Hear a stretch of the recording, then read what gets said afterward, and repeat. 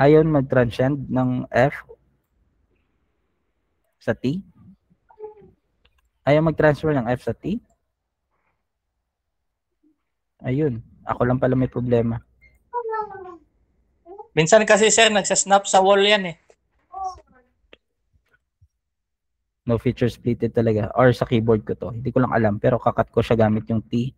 Ganun pa rin. So kung ayaw mo, hindi gagamitan kita ng H loco ka. Undrop sir. Hindi nakagroup yan. Di ako minsan sa labas ako mag-start ng point.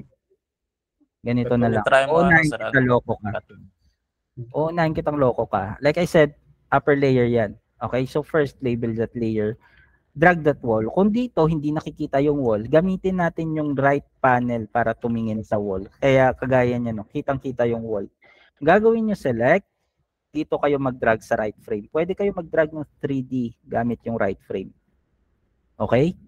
So hindi nyo kailangan problemahin yan. Balik tayo dun sa image kung saan ginamit natin kanina and then label natin yung mga missing part.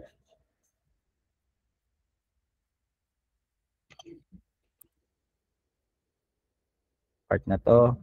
Move lang natin. Kung match na, goods na yan. Isang frame lang yung kailangan nating i-match. So kung sa ibang frames ayaw niya mag-match, hindi siya na ma-match, edi maghanap kayo ng frame which is mas maganda. Ito, label din natin to separate. Kagaya niyan.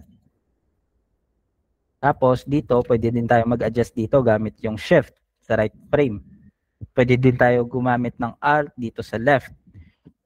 Tapos kung nakikita ninyo, may mga missing parts pa dito sa gilid. So yung gagawin nyo na lang is to use letter H tool para mag-snap and i-label yung mga parts na yan. Kung ayaw pa rin mag-match, that is the time na pwede nyo gamitan ng alt or shift dito sa right frame. Kagaya lang yan ng normal na 3D matching, pero dito dapat masinop kayo.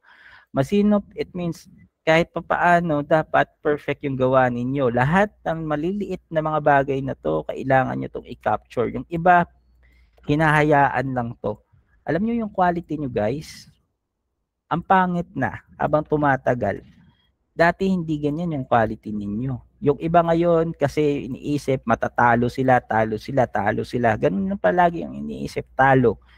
And then at the end of the day, sa sahuran, talong-talo talaga. Alam nyo kung ano yung ginagawa ko, ganyan yung, kung ano yung tinuturo ko sa inyo, ganyan yung ginagawa ko. Hindi naman ako natatalo. Diba? Sa the way lang talaga na magtrabaho kayo. Kasi kung titignan natin kahit sa sahuran, okay, kahit sa last na sweldo, yung iba sa inyo, yung sahod, ang layo. Asan na ba yung sweldo? Wala, natabunan ko ata yung ibang announcement ni Sir Mark.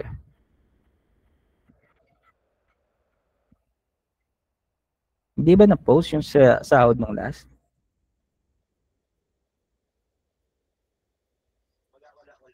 Wala, sir. Judgers. E di kung hindi, sa judger tayo kumuha.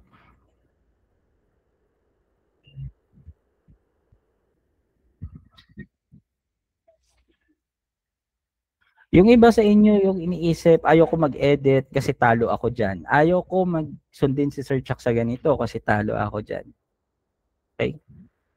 Kung ano yung tinuturo ko sa inyo, yun naman yung ginagawa ko.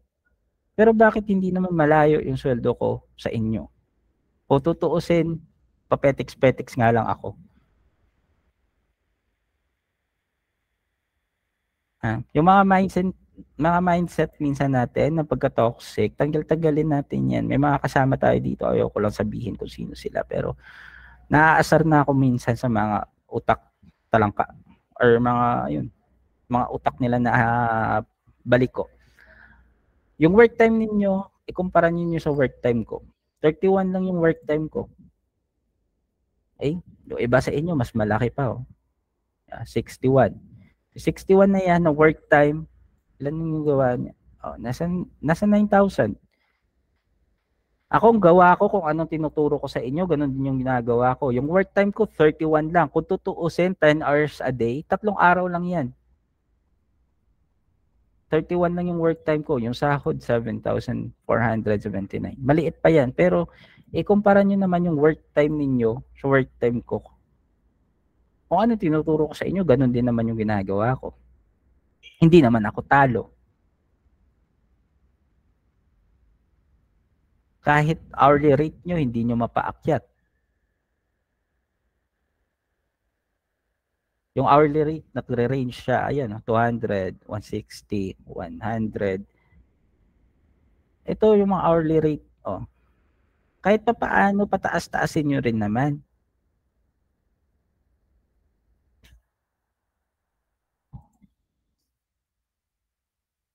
Like I said, kung anong ginagawa ko, ganun din yun. Ako, anong tinuturo ko sa inyo, ganun din naman yung ginagawa ko. Hindi naman ako talo. Tapos yung iba minsan, ayaw talaga maniwala, ayaw talaga sumunod. Pag sinabing edit and pass, magpo-pushback talaga kasi daw talo sila. Pag sinabing mag-e-edit ng konti, ayun.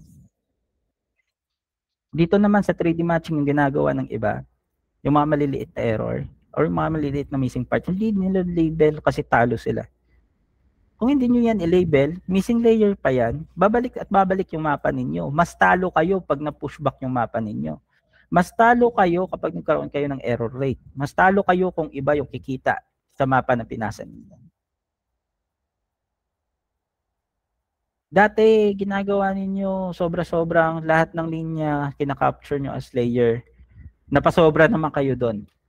Ngayon, yung ginagawa ng iba, makakagaya nito na building, hindi na to ginagawang multi-layer. Tapos yung mga missing part dito sa harap, dahil hindi nakikita dito sa left panel, hindi naman kinakapture. Again, this is a demo project. Lahat ikakapture nyo yan. Hindi pwedeng hindi. Kung hindi man siya nakikita, dito kita siya, ito yung gamitin yung image.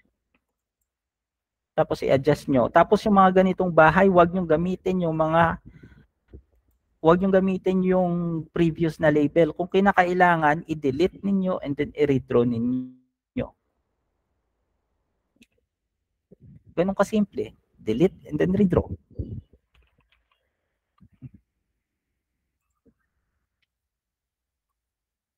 Mamaya dyan, dahil sabi ni Sir Chuck, kailangan daw naka-multi-layer. Yung iba, ikakat na lang, ikakat kahit hindi naman layer, di ba? Ganun naman yung mindset doon ng iba. So, ganyan kasimple, oh. Pagkatapos niya, nakikita nyo to, may missing part pa dito. Kalaki pa, oh. Ayan, missing part, nakikita din dito sa part na to, or sa mapa na to. Ayan, may missing part pa, parang roof extension. So, kailangan pa yung i-capture, kasi kung titignan nyo dito, dito pa yun, hanggang dito pa yung wall, oh. Tapos, ito yung extension na to, is hanggang dito lang. So, ibig sabihin that is a missing part. So, kailangan nyo yung i-capture. Yung iba, ini-ignore na yan. Hindi nakikita yung mga maliliit na ganyan. Ewan ko kung anong meron sa mga mata ninyo. Iba, napapagod na makinig sa litanya ko. Kung ayaw nyo makinig, pwede naman kayo mag-left. Or pwede kayong umalis. Wala naman tayong problema doon. Pero, make sure lang na alam nyo yung ginagawa nyo. And then, hindi nyo kami bibigyan ng problema later on sa project. Make sure nyo lang na hindi nyo kami bibigyan mamaya ng problema. Kasi kung bibigyan nyo na lang din naman kami ng problema, tatanggalin ko na lang kayo if that's the case. Ito lang pala siya. Stain na pala yung nasa gilid. Naiintindihan nyo ako?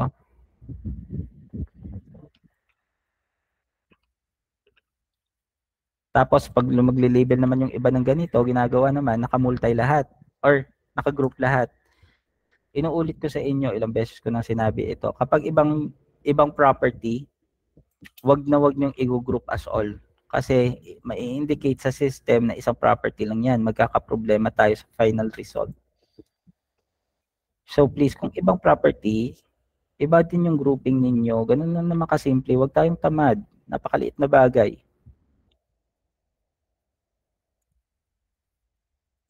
Hindi nyo kailangan magmadali sa project na to.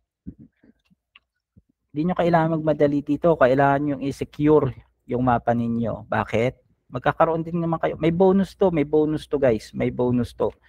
Meron kayong at least 20% nakikitain para sa project na to. For example, kumita kayo dito ng 100 pesos. Yung 100 pesos nyo, dadagdagan kayo ng 20 pesos. Kung yung 1,000 ninyo, at least dadagdagan kayo ng 200 pesos. So please, pakiayos ng gawa ninyo. Ang ganda ng bayad sa inyo, tapos sa kabila, walang project. Kayo lang yung may project, tapos sasayangin nyo pa.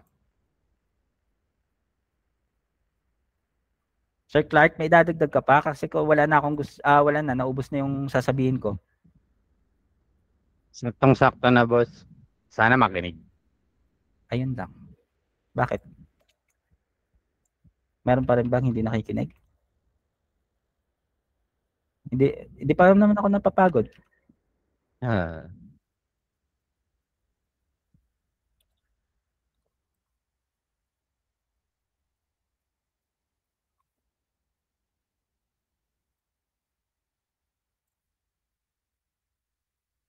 Ah, AJ, yung attendance natin, AJ. Send ko na, sir. Saan yun na? Wala palang part dyan. Hanggang dito lang pala siya. Ito lang yung magka-partner na building. Ito lang din yung magka-partner na building. Ito, hindi ko to i-group dito kasi ito, para yan dito. Ito yung entrance niya. Tapos ibang building yan. So, ganyan lang dapat kayo mag-groupings. Kung naiintindihan ninyo.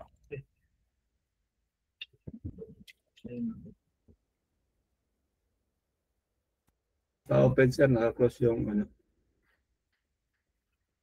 Ha? Ate yung tawag dito. Yung form. Any more questions? May tanong pa kayo? Sir, makita po ba yan sa 3D mode? Ha? Itong paikot-ikot W ba yung makita po yan? Paikot-ikot W ano? Ay, yung mode itong Yung ortho, 3D ortho mode. Data sa mode po ba? Makita po ba yan? Kung Hindi nyo po kailangan tignan yung 3D mode. Kahapon naman nadala na naman kayo sa 3D mode, ng 3D mode na yan. Yung importante dito yung ortho mode. Ay, Ortho mode. Yung letter L. okay, sir. Kailangan lang nakasnap yung mga bahay. Kasi kung hindi ito nakasnap, like for example, yung sa part ng bahay na kaganyan, pagpunta nyo ng letter L, ortho mode, kung titignan nyo ganito, kumulik kayo ng mask, makikita yan na may gap, which is dapat walang gap yan kasi isang part lang yan ng bahay, nakasnap din siya, nakadikit siya, di ba? So, pag ganyan yung nangyari, makita namin sa ortho mode na may gap yan, ang mangyayari, ibabalik yung mapa ninyo kasi hindi pwede yung mga ganyan. So, sa ortho mode, titignan kung nakasnap or hindi. Kayo rin, kapag gumawa kayo ng multi-layer, kung wala kayong tiwala sa sarili nyo, wala kayong tiwala sa paggawa nyo, kagaya nito, ganyan, tapos pag-click nyo ng letter L, mag-mask kayo, click nyo yung mask, tapos kung may mga gaps na ganyan, ibig sabihin, automatic mali talaga yung gawa ninyo.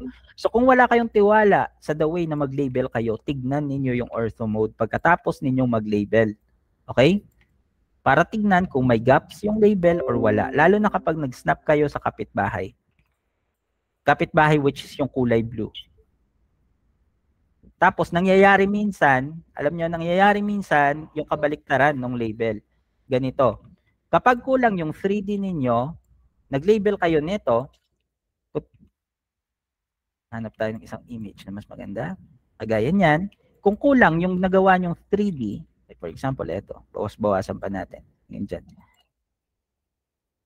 Tapos, nag-snap kayo, nilabel nyo yung missing part, tapos, ima-match nyo to.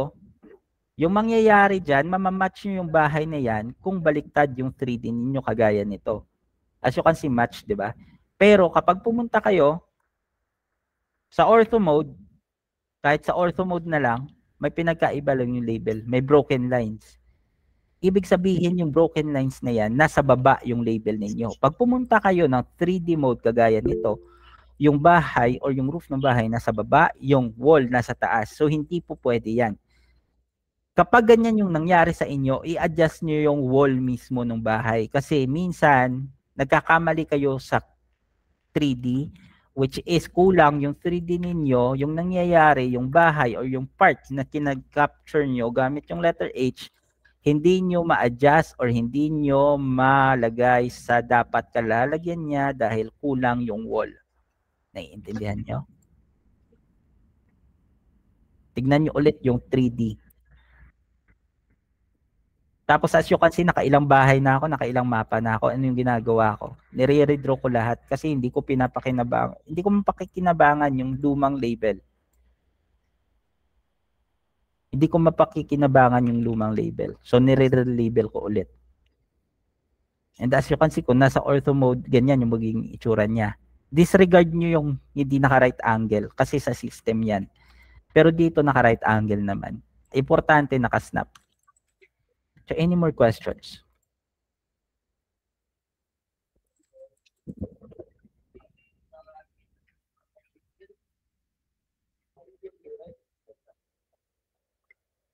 Okay na tayo? Naiintindihan nyo na? Opo. Mag-fill up kayo ng attendance. Yung mga wala ngayon, hindi nakapag-attendance, hindi ko i-verify. Yung mga mali, yung email, site names, pasensya na, hindi ko rin kayo mabe-verify.